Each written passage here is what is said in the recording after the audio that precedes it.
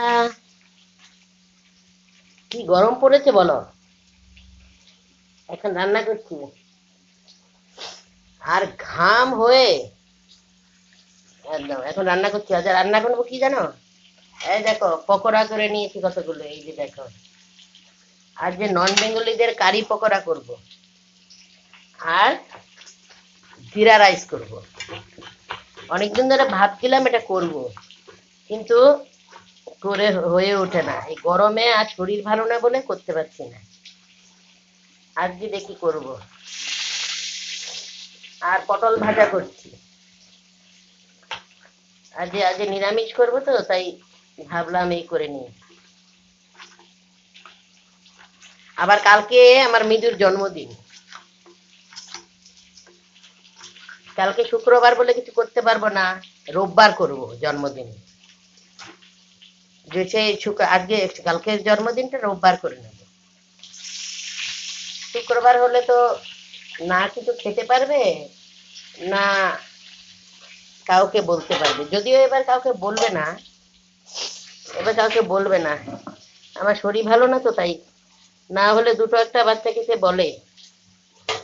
আমার শরীর ভালো না দেখে এবার কাউকে বলবে না, কিছুই করতে পারছি না, তাই এবার আর কাউকে বলবে না, নিজেরাই করে নেব। গরমে দেখেছো চুল কেমন হয়ে গেছে।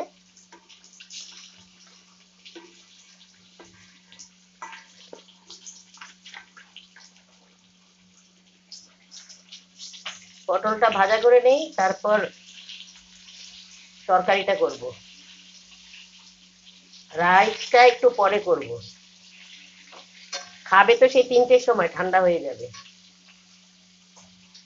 পটলটা ভাজাও, একটু ফ্যানের তলায় গিয়ে বসি চলো। বাড়ি ঘর মানে রোদ উঠে না তো, সব অন্ধকার। টিফিনও করিনি, দেখো 12টা বেজে গেছে, এখনো টিফিন করিনি। টিফিন করতে হবে।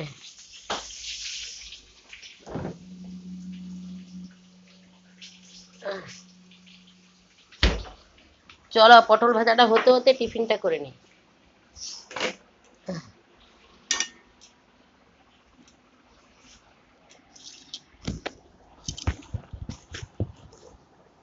এইটা না থাকলে একদমই ঘাম মুছতে পারি না।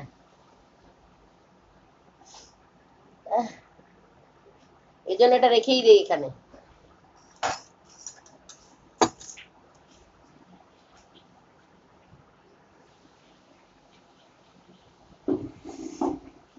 চলো টিফিনটা করে নেই, না হলে আবার টিফিন করতে ভুলে যাব। দই চিড়ে একটুখানি পাউডার দুধ নিয়ে নিই, তাহলে খেতে ভালো লাগে। না হলে আমি কিচ্ছু খেতে পাচ্ছি না। আমার মাঝখানে প্রেশার লো হয়ে গেছিল, পাচ্ছি না। এই দেখো চিড়ে আর দই।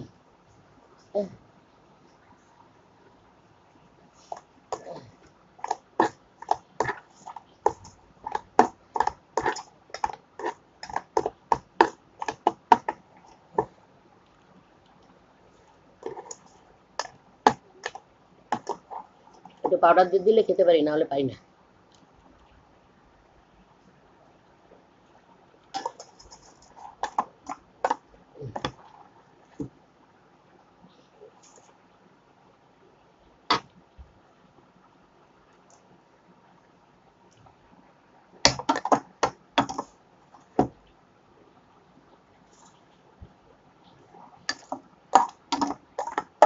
পটল ভাজাটা বসিয়ে রেখে এসছি, টিফিন করতে করতে হয়ে যাবে।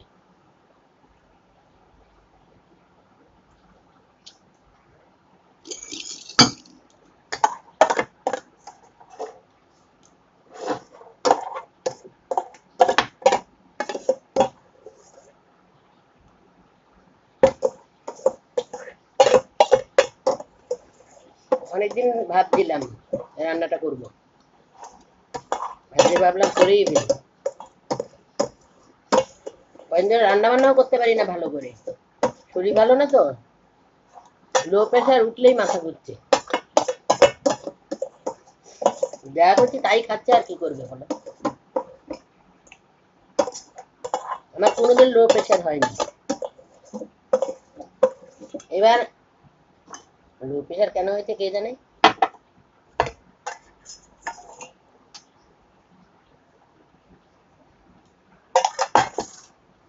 হয়ে গেল টিফিন। চলো পটল ভাজাটা দেখে আসি।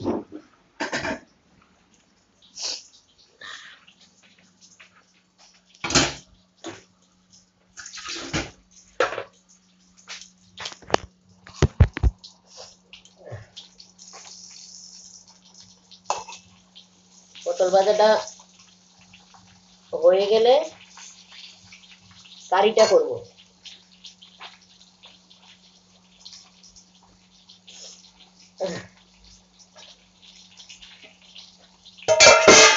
শুধু পটল ভাজবো না, একটা করলা ছিল ওটাও ভাজবো।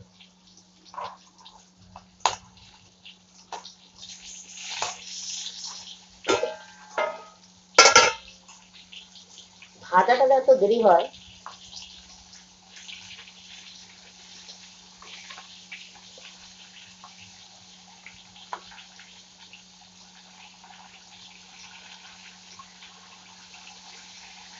আজ রান্না এমনিও দেরি হয়ে গেছে, কালকে ঘুম হয়নি, উঠে আবার ঘুমিয়ে পড়েছিলাম।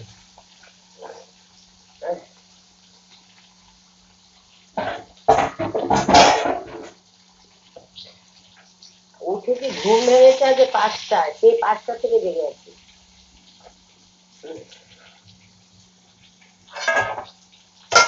তারপর আবার ঘুমিয়ে উঠেছি 10:30।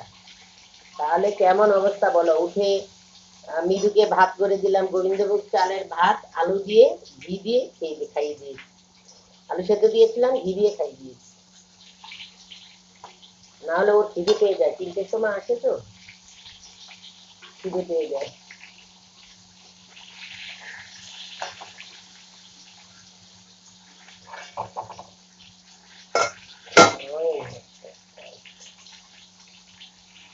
খিদে পেয়ে যায়, বাড়ি আসতে আসতেই বলে আজ খিদে পেয়ে গেছে। তাই একটু ভাত খাইয়ে দিলে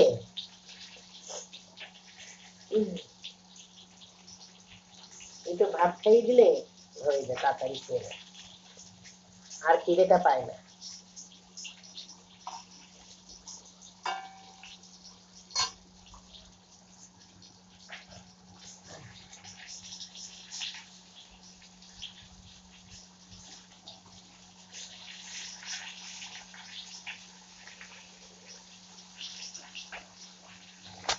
এই সর্ষেটা আনতে গেছিলাম।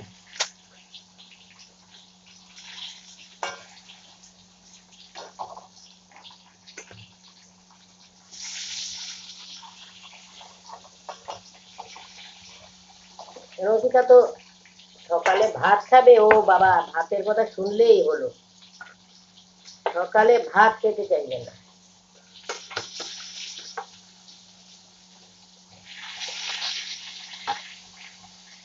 ভাত খাবে না, সকালে না খেয়ে যাবে স্কুলে। আর ভাত কেউই খেতে চায় না সকালে আমাদের। ওর মৃদু এমন 12টার সময় স্কুলে যায় বলে ভাত খেয়ে যায়।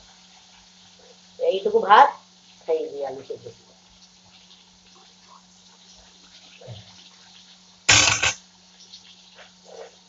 না হলে ও খেতে চায় না। আমাদের ঘরে ভাত কেউ খেতে চায় না সকালবেলা। 3বার যদি রুটি দেওয়া যায় 3বারই খাবে, 3বারই রুটি খাবে। তাও ভাত খাবে নাকি।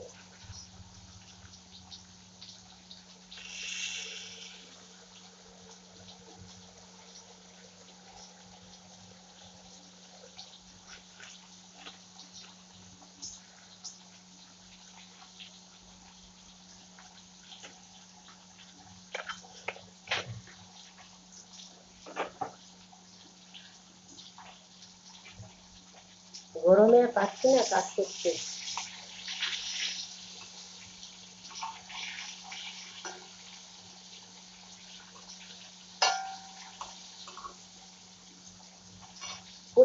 গরম লাগছে, দেখো না ঘেমে গেছি। 10 মিনিট, টাটা, রান্নাটা করে নেই, পরে কথা বলছি।